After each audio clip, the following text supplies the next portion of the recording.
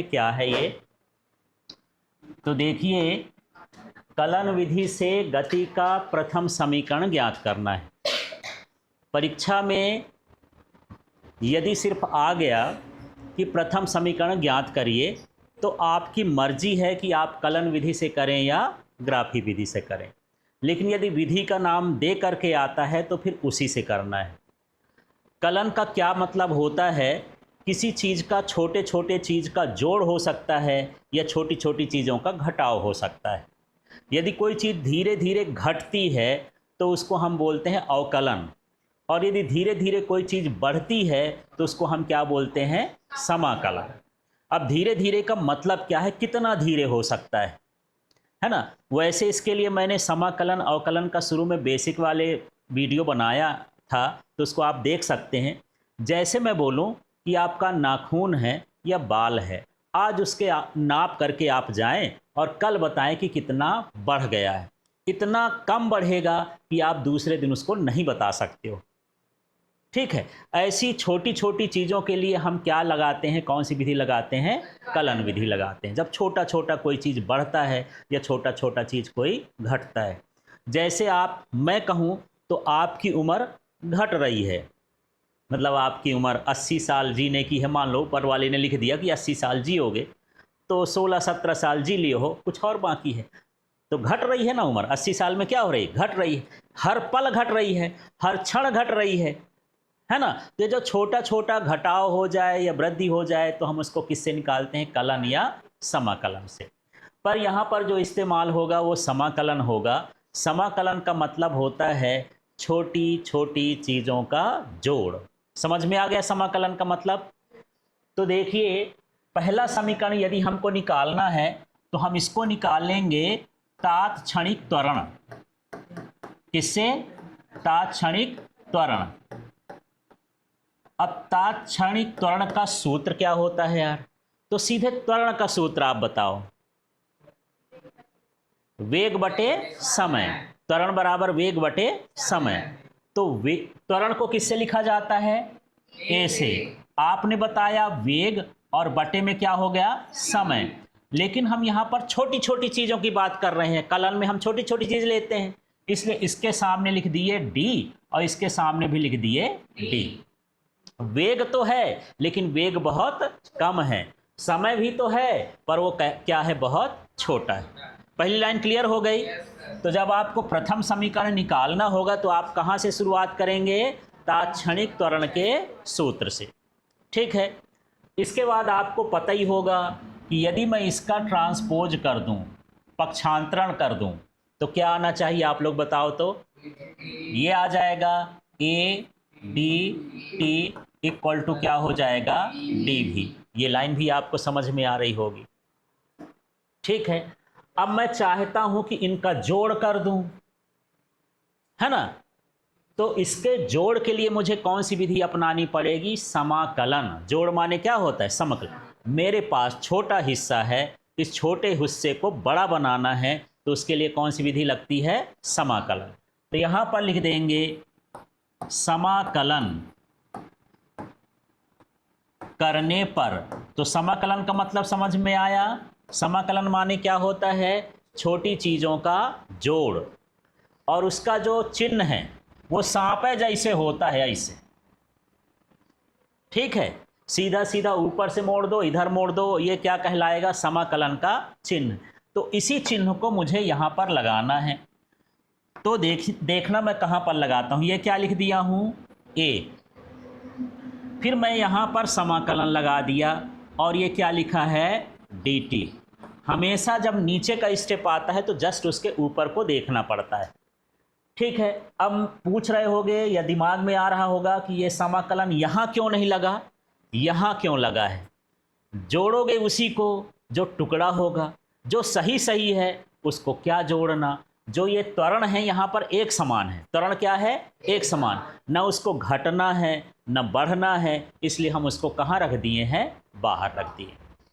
ठीक है, अगला स्टेप देखो, यहाँ पर लिखा है डी भी, इसमें भी क्या लग जाएगा? ये समाकलन। समाकलन को बहुत छोटा नहीं बनाना है कि डी भी लिखे इतू सा समाकलन बना दिए। समाकलन लगे कि वो है, बड़ा सा बनाना है, आपको डराए वो। ठीक है, अब समाकलन का मतलब मैं क्या बताया, जोड़। तो कहाँ से कहाँ तक का जोड़। मैं बोलूं कि यार जोड़ दो तो ना पूछेगा सर क्या जोड़ना है, कहाँ से कहाँ तक जोड़ना है। मैं बोलूं यहाँ से यहाँ तक जोड़ के बताओ कितने लड़के हैं, है ना, तो लड़कियां हैं। ठीक है, तो आप बता सकते हो कि हाँ यहाँ पर यहाँ से यहाँ तक 6 लड़कियां हैं, तो मुझे रेंज बताना पड़ेगा ना। ऐसे समाकलन में रेंज बताना पड़ता है। तो नीचे का जो रेंज होता है वो कहलाती है निम्न सीमा, लोअर लिमिट, और जो ऊपर का रेंज होता है वो क्या होता है, उच्च सीमा, अपर लिमिट। ठीक है, तो यहाँ पर मैं कर लेता हूँ कि जो समय है हम उसको 0 मान लेते हैं, अभी नहीं स्टार्ट कर रहे हैं। तो ये कहाँ तक जाएगा, टी तक, 0 से लेकर के टी तक। आप समझ लेना, जितने भी आप समीकरण लगाओगे यदि उसमें dt लिखा है तो उसकी लिमिट क्या रहेगी, 0 से t।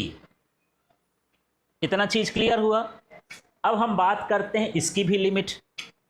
तो वेग 2 तरह का होता है, कौन कौन सा होता है यार, प्रारंभिक वेग और अंतिम वेग। तो शुरुआत वाला क्या कहलाता है, प्रारंभिक, और लास्ट वाला क्या कहलाता है, अंतिम।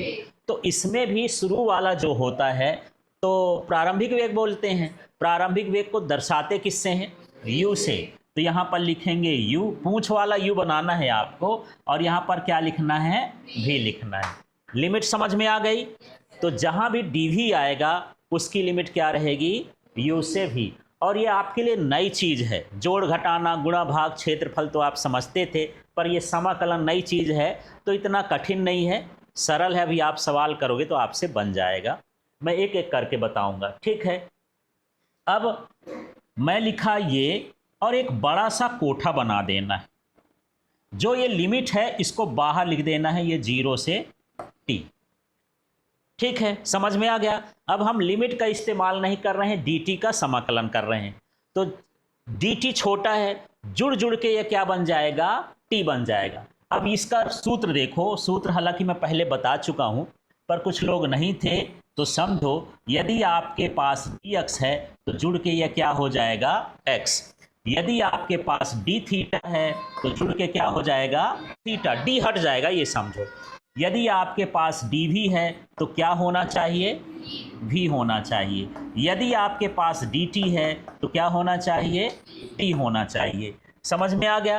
तो इसी सूत्र से अब मुझे बताओ कि आपके पास यहाँ पर क्या है, dt है, तो dt का समाकलन कर दिए तो क्या बन जाएगा, t हो जाएगा। तो ये चिन्ह हटेगा, dt हटेगा, उसकी जगह पर क्या आ जाएगा, उसकी जगह पर क्या आ जाएगा, t। समझ में आ गया। और ये जो बगल में ये लिमिट लिखा था, ये लिमिट को हम बड़े डब्बे के अंदर ये रख देंगे बाहर। ठीक, आगे के हिस्से में चलते हैं। यहाँ पर क्या लगा दूँ मैं, बराबर। आगे देख लीजिए। अब मुझे बताइए, पहले मुझे क्या करना है, एक बड़ा सा कोष्टक बनाना है। पहला काम यही करना है। जो इसमें लिमिट रखी है वो उधर रख देंगे, है ना। ये रख दिए u और ये रख दिए v। अब मुझे dv के लिए बताओ कि क्या होना चाहिए, v होना चाहिए। ये लाइन समझ में आ गई।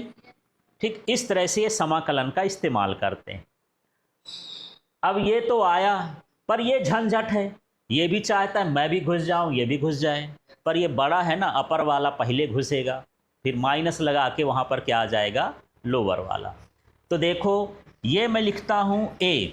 अब यहाँ पर ध्यान देना, लिमिट हटाते हैं। कैसे लिमिट हटाते हैं, इस t की जगह पर इस t को लिख देंगे। बाहर वाला जो t है ना वो इधर आ जाएगा, तो ये क्या हो गया, t। तो मुझे बताओ ये जो t है ये वाला है कि ये वाला है, बाहर वाला t अंदर आ जाएगा। पर है तो एक है जैसे, अंदर आने का क्या मतलब है ना, बड़ा छोटा नहीं बनाना है, एक है जैसे करना है।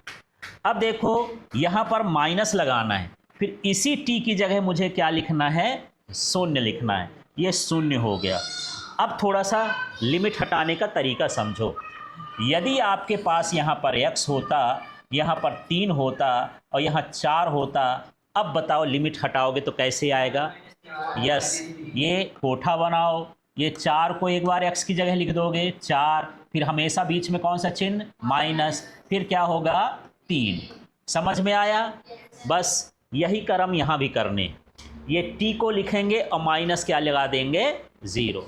ठीक, ये नियम है, लिमिट रखा है। कोई चीज़ हम घटाना चाहते हैं कि ऊपर है ये नीचे, तो कितना है। जैसे मैं बोलूँ, अब सुनो, मेरी हाइट जो है जब मैं 13 साल का था तो 150 सेंटीमीटर का था, ये मेरी प्रारंभिक हो गई।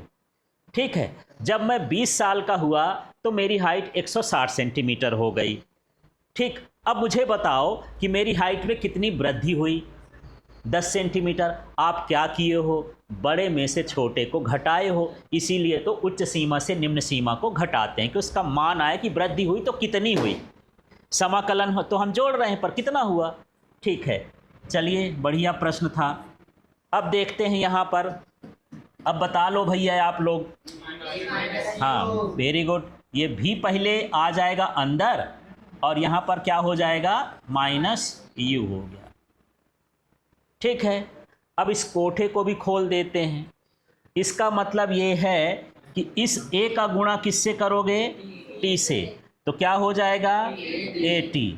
और इस a का गुणा किससे कर दूं, तो क्या होगा, मन में कर देना, मन में लिख देना, ख़त्म कर देना, उसका काम ख़त्म। कि सुनना आएगा तो हम लिख ही नहीं रहे, बड़े हो गए, छोड़ सकते हो कुछ चीज़ें। अब मैं लगा देता हूँ बराबर। समझ में आया, शून्य लिखा क्या, नहीं लिखा।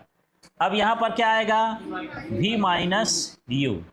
आपको लाना क्या था, v equal to U plus at ना।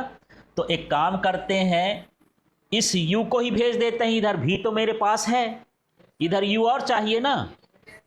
ठीक है, तो मैं at प्लस यू लिख दूं कि u प्लस at लिख दूं। माइनस यू आ जाएगा तो प्लस, इधर ना लिख के थोड़ा क्रम से जमा के लिख देते हैं। तो क्या हो जाएगा, u प्लस at, ऐसा लिख देता हूँ। बराबर उधर क्या बचेगा, v। तो बराबर को उधर लिखूं कि इधर ही लिख दूं, कोई फर्क तो नहीं पड़ जाएगा। हाँ, बात उतनी है, इनके पास 100 रुपये था, मेरे पास था, मैं अपना वाला इनको दे दिया, ये अपने वाले मुझे दे दिए, तो है तो बराबर वैल्यू ना, चाहे इधर रखो चाहे उधर रखो। बस यहाँ पर v बराबर हो गया u प्लस at। ये आ गया। ठीक है।